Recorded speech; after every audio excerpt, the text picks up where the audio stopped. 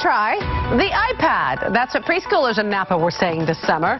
Katie's in Calistoga were handed iPads in the classroom, not just to play games, but to actually learn. It's a reading program that generated some pretty promising results. And I'm joined now by the teacher who used those iPads in her classroom, Kim Floyd, and Domi Caldera, who's a parent, and her child got to use one of those iPads in class. Her little 4-year-old, Edgar. We're going to talk to her in a second, but I want to start with you, Kim, and tell me a little bit about, it's kind of an iPad for, you know, a 5- and 4-year-old. It's kind of, when you first say it, it's kind of out there. It is. It's really exciting. So the quick story is that I enrolled at a master's program in technology at Thoreau University. And through that program, my professor came and she said, we have this opportunity. We're looking for a teacher. Would you be interested in trying 18 kids, 18 iPads? And for me, it was like walking into magic. Right. So without really knowing what we would see and what would happen, I took on the challenge. We piloted a program called Footsteps2Brilliance, which is it's actually one of the few applications that's available right now on an iPad that's a comprehensive curriculum.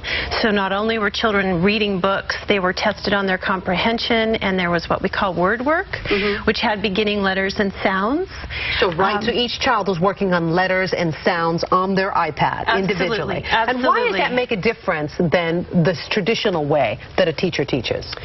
I found that engagement was huge. Right. So because I've been a classroom teacher for a long time and kindergarten is my area of expertise, I taught the classroom very traditionally. Everything that I taught was taught in a traditional method first. So if I read to the children and I taught them the way a book worked, and then we would move to iPad and I would show them what an electronic book would look like. If I was teaching them letters and sounds, we used Play-Doh, we used paint, we used blocks, we used Legos, and then we would go back to the iPad in another time, and I would show them the letters and sounds on the iPad. And you found that that made a huge difference? I found it was huge because children at very early ages are still concrete learners. They're not abstract learners, and an iPad is a very abstract concept. So I felt like it was very important that they could experience real books first, and then we would do a book on the iPad. But it allowed the children to be very independent in their learning, and one of the wonderful things is that for those who were able to take the challenge of the iPad, where some stayed at very beginning stages, those kids who are able to do more could independently go farther in an education. We call that differentiated instruction. Now, Domi, you told me that your son Edgar got to use the iPad, so you used it with him as well, and the parents were trained to use the iPads as well. So when they tell you we're going to hand you this iPad, what was your first reaction? Wow. I know, I need an iPad too, right?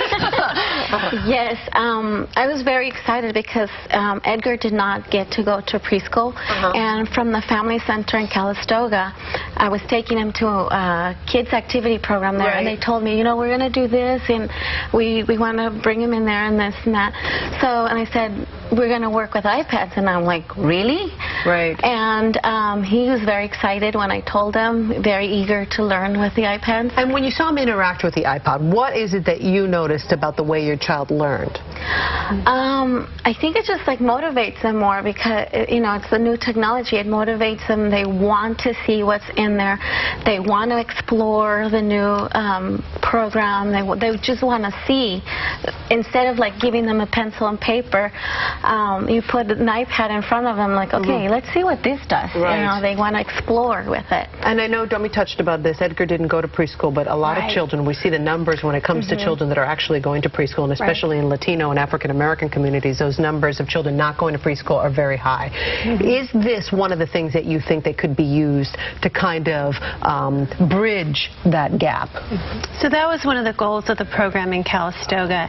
The children that were chosen to be a part of the program were children who had not been in preschool before, and the goal was to develop vocabulary, because strong vocabulary is a predictor of academic success in the later years. The program that we used was to build vocabulary, and so the delight was that once the children had done whatever I'd instructed them to do on their iPad, they were able to read additional books by themselves independently. Some used headphones and worked all by themselves, and sometimes they would sit side by side and read storybooks together. And what we found is that they were reading more books by themselves, and when they took the iPads home, they were reading more books at home than they would have been exposed to if they hadn't had access to an iPad. Do you think it sparked a desire to learn in Edgar, Domi? Yes. it definitely did. And it also helped my older son because I was having trouble with him getting to read. With Edgar bringing the iPad home, he wanted to see, okay, what's this all about, you know, and he was motivated to read more. It's interesting, isn't it? You know, it's also that exposure that we find with a lot of Latino and African American kids, that they don't have the exposure to technology at home. So to be able to be kind of put into the world that so many people are being tracked in, you're no longer excluded from that world. So I think that makes a big difference as well. There are people that would say, oh, it's just another gimmick in a classroom, it's a distraction, something else. What do you counter to that? I never found it was a distraction. Really? What I found is that it made learning so much more available to the children. We were able to take our iPad and connect it to a document camera. So the storybook that we were reading went from being a 5x7 book to the size of the wall. And because the iPad had an interactive story on it, there was a day we were reading a story about farm animals, and when the child came and tapped on the pig would oink. And the entire room just erupted in laughter. And at that moment I knew I had every child loving books and loving reading. And it was so big that those children that sometimes are in the back of a classroom, they could all see. So in my classroom I have 30 to 1 teacher. If I had that huge wall and interactive learning, they're all there. Everyone sees. What advice would you give to a parent that's got an iPad at home, and how they, you know, because parents are usually using it to find their news, to do this. I don't know if people have really, and they're letting the kids play games on the iPad, but how do we take that iPad and turn it into a learning tool at home? I think talk to the classroom teachers and allow the teachers to coach. I have a number of students in my classroom right now where I've suggested to parents that they purchase iPads for at-home extensions. Children that I had in my class last year that were having really difficult times, we would email back and forth, try this application, and we found that those kids who were just getting a little bit, anywhere from 15 to 20 minutes a day of iPad learning, we were able to get them right at grade level by the end of the summer. So you're going to go around promoting the iPad now as a good learning tool as a parent, right? Yes.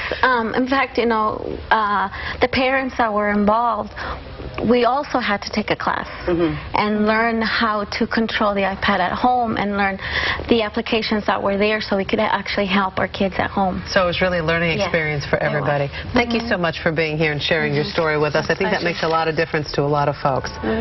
We'll be right back.